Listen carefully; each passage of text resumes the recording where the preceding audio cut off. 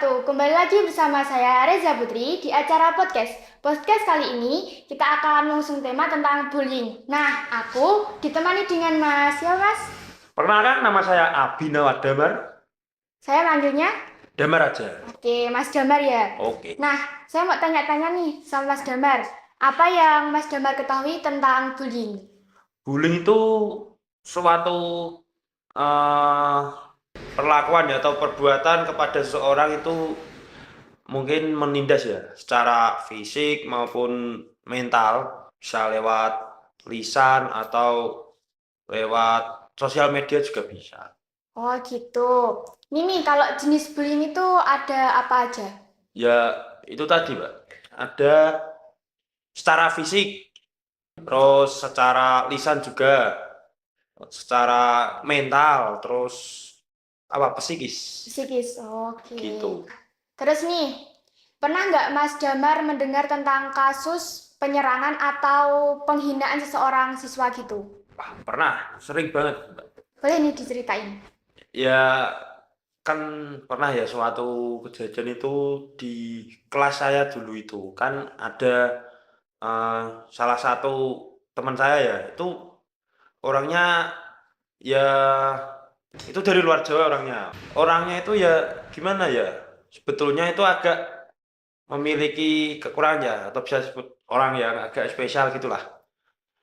Dan itu sering banget buat bahan eceh-ecehan Bulian. dia, bullying, buat bahan-bahan dikerjain lah sama teman-teman gitu. Nih gitu gimana pendapatnya Mas Damar? Ya kasihan ya, Pak, itu.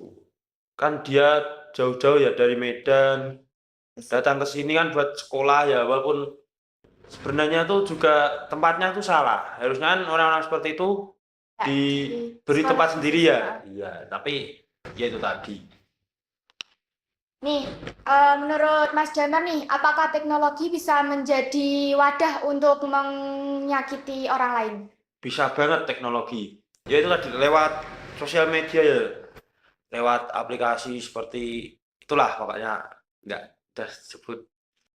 Nanti lewat, misal saya buat postingan gitu, terus nanti ada dari pihak sini menghujat, pihak sana menghujat, terus membuli tau jadinya. Ya netizen. Nah itu kan komennya itu kan gimana ya, nyakitin biasanya kan Betul gitu. sih. Kayak nggak sependapat sama kita yang pikirannya apa ya, lebih Lebih luas lah, maksudnya betul, positif menanggapinya. Enggak, kalau netizen kan kadang terlalu gimana ya, jujur, terlalu negatif lah, nggak mikir oh iya aku gini tuh nyakitin. nyakitin enggak gitu, enggak. Nah ini nih, bagaimana pendapat Mas Damar tentang seseorang yang mengambil foto atau merekam tanpa adanya izin? Ya tergantung sih ya, enggak. Kalau itu misal video atau foto positif mungkin itu enggak apa-apa, bisa buat pelajaran atau pendidikan, wawasan gitu. Tapi kan kalau mungkin foto atau video itu negatif kan lebih, nanti jadinya seperti bully, seperti itu. Nah, lebih baik kan izin dulu sebelum Izin. gitu. Nah Mas Damar nih, pernah nggak sih merasa terancam di lingkungan Mas Damar? Alhamdulillah belum pernah sih, Mbak. Kayak dibully gitu? Belum pernah. Belum pernah? Iya, Ya alhamdulillahnya belum pernah ya. alhamdulillah. Bagaimana pendapat Mas Damar tentang itu pelecehan? Pelecehan itu ya tindakan yang sangat, gimana ya, Mbak? Itu juga termasuk bully ya, bisa nanti menjadi orang itu terkena mentalnya, menjadi gangguan mental. Dan itu juga gak baik buat yang melihat, misalnya melihat di bawah umur mungkin kan. Jika kejadian bullying itu terjadi di depan Mas Damar nih, apa yang bakal Mas Damar lakuin? Ya, yang pertama saya lakuin tetap melihat. Loh, Ya melihat. kan melihat dulu, habis melihat kan baru ya kita pisah lah, seenggaknya kita pisah, kita bilangin ya. Kalau nggak bisa dibilangin ya mungkin eh, lanjut ke pihak yang berwajib mungkin, atau gimana yang bisa menangani lah.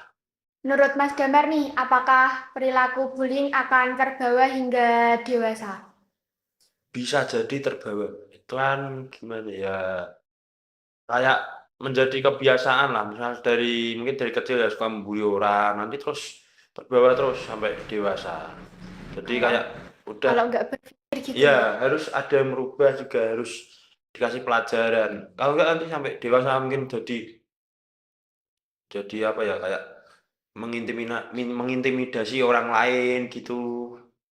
Kayak mencela orang lain Ya juga. itu kan, jadi harus benar-benar diberi pelajaran lah, biar nggak terbawa sampai dewasa.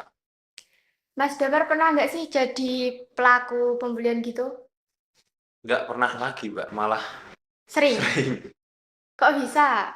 Ya gimana ya, Mbak, ya dari dulu sih itu, dari SD.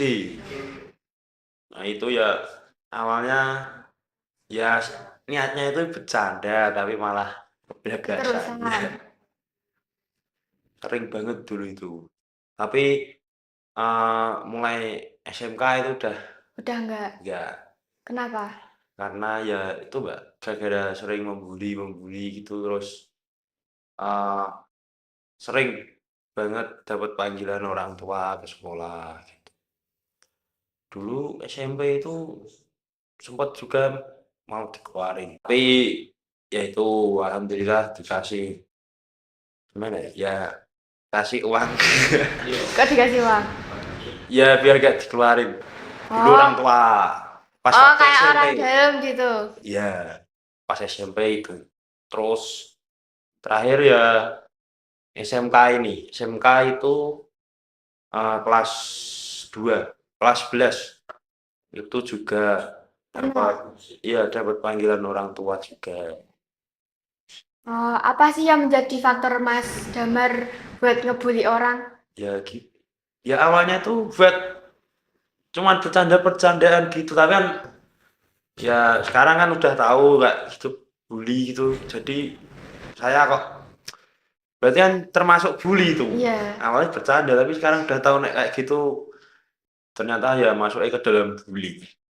Ya faktor teman-teman juga kan, semua itu tergantung lingkungan sih sebenarnya.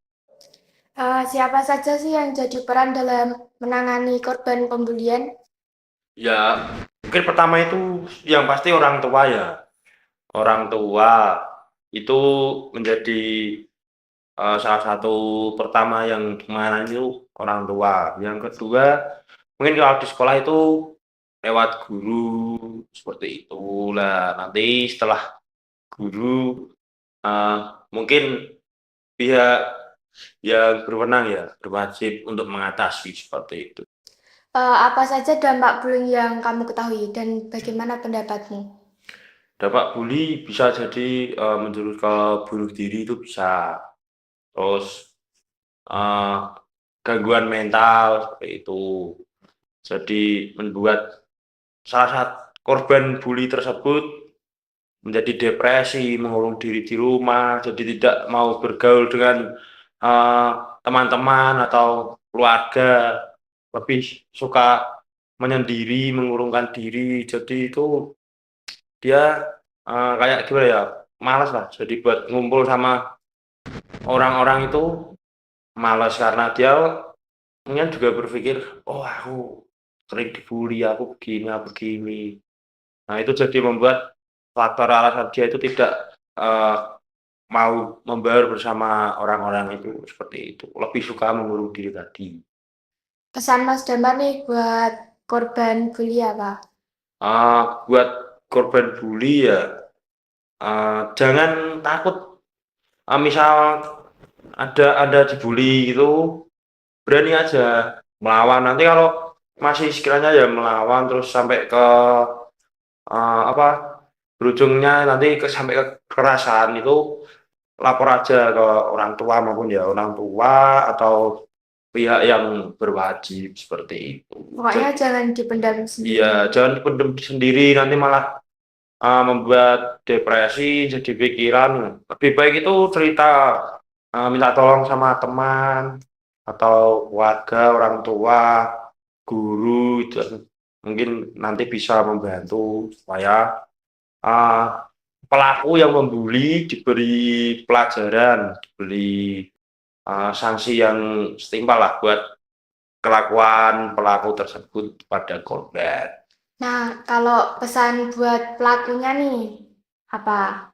Pesan buat pelaku, stop bully, jangan suka membuli orang, kasihan. Ya saya pernah menjadi pelaku bully itu juga. Kalian harus bisa berpikirlah. Bully itu bisa membuat orang menjadi gila, stres, depresi, bisa sampai bunuh diri juga. Jadi udah stop, jangan membuli seseorang ya. Misal ada teman kalian itu jangan dibully yang apa Kayak yang ya, berlebihan gitu.